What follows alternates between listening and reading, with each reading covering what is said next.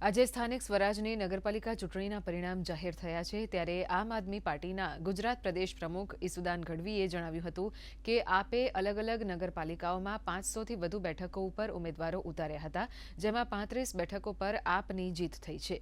વધુમાં તેમણે આમ આદમી પાર્ટીના કાર્યકરો અને જનતાનો આભાર માન્યો હતો।